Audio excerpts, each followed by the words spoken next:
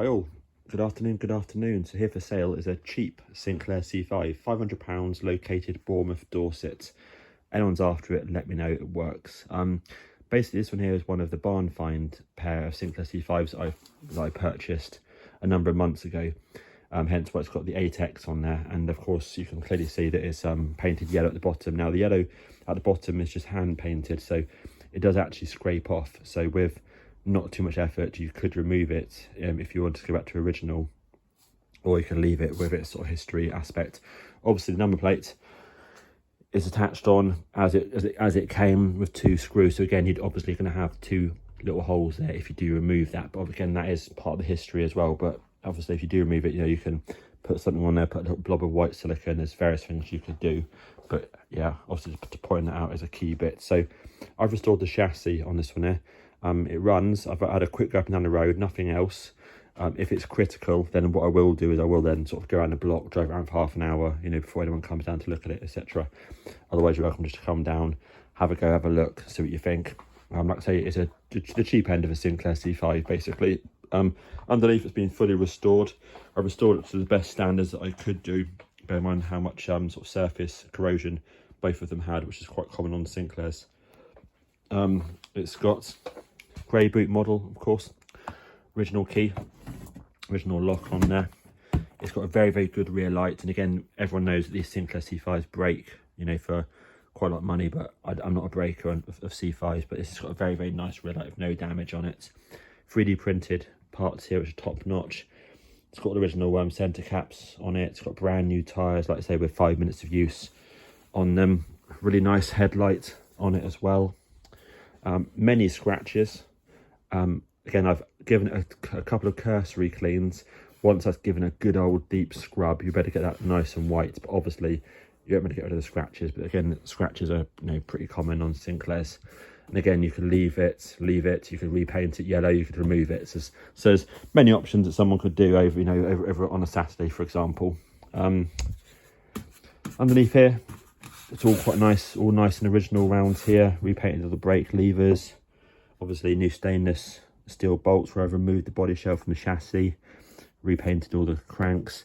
This one is a slightly rarer than normal dual battery model, so it does have the original, so the additional part down here which just clips on the side just there.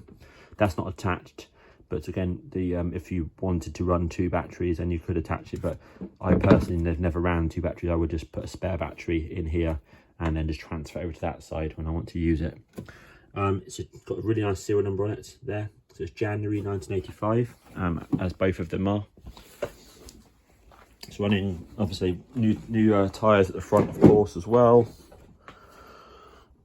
It's all being safe. Again, fully repainted and rebuilt to the best as I could do for that. So look, it's looking very nice. Against running original brakes on there, which are basically awful compared to disc brakes, but I decided to leave it original.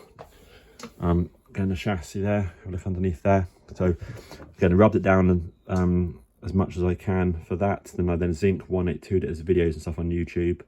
Then I grey primed it. Then I've grey glossed it with the Sinclair paint that I always use, and then lacquer. Then a few coats of lacquer basically on it afterwards. Now you see there's dual chain tensioner. That chain tensioner there at the back is not original. That's the one that the owners added in the late 80s. I've left it on there because the bracket has been welded on there. You could cut and remove it if you wish, but I've just cable tied it up and out of the way, and actually went and got an original chain tension that happens to be in powder coat black, and put that on with original spring, original white clips on there. You'll see here the chain is an original chain. It wasn't damaged or anything like that. I just basically rinsed it, then lubricated it. Works absolutely fine on there. There's no point replacing that, I would say. Quick release connectors in here, so you can connect that up there. You've got all the pod on as you should do. Again, it's not absolutely perfect. Occasionally that little end one there just flickers slightly. If I put it on that,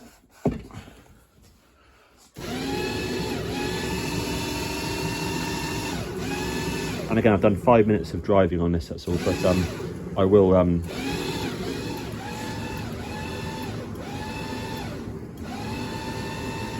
again, you've got a slight issue on that outer one there. So a couple of minor issues on there. If I want to get around to it, I might take the pod off again and take it apart and have a look at those end ones again.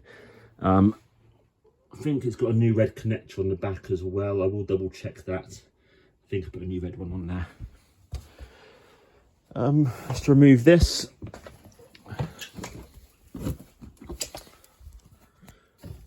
Just a moment. Let me put this down a second. Right, there we go. Yep, and underneath here, super clean. I mean, I've scrubbed it and cleaned it as best as I can. It looks freaking nice underneath there. And again, there's the wires there for the dual battery model, and it's original because it's been drilled freaking perfect. All the wiring is original and really nice. Temperature sensors. It's missing the little clip for this one here. You can get them online, also from the various breakers for about £20. I just haven't bothered getting one, that's all. But if it's critical, I'll just take one off my C5 or find one on there.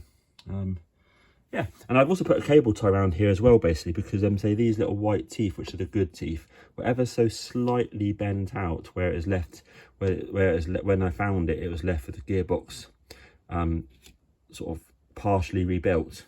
So obviously over 20 years, these little white teeth have got, rather than going flat, they've gone ever so slightly upwards. So I put a cable tie around there just to sort of put it down together. That's all to grip it, but otherwise there's no damage on there. I did replace the gearbox on there because where they took the gearbox off 20-30 years ago, they damaged the teeth. So I put a really nice one on there from Jeff with a nice bearing and etc. Again, nice belt. Everything here has been fully taken apart, scrubbed, cleaned. The wheels all scrubbed and cleaned. Resprayed the axle just with lacquer just to make it look shiny and protect it. But yeah, you see a lot of work has gone into this, repainted the hoop, etc. So yeah, it's just pretty decent. So again, if someone's after a sort of cheaper end Sinclair C5 that they want to run round as it is in this, or remove the paint, just scrape it off over a number of hours, probably a day, just scraping off the paint, I expect for that. That shouldn't be an issue on there. The clip, you can find it on the internet if you need it, if you want one. Dual battery model, and it runs. So yeah, located in Bournemouth, Dorset. So I'm just selling this. Also, I've got too many Sinclairs, and it's kind of like sits on top of the Beetle. Because I also don't have to leave it outside. So kind of at capacity. That's all for the Sinclairs. Cool. Anyone's after it, let me know. All the best. Cheers.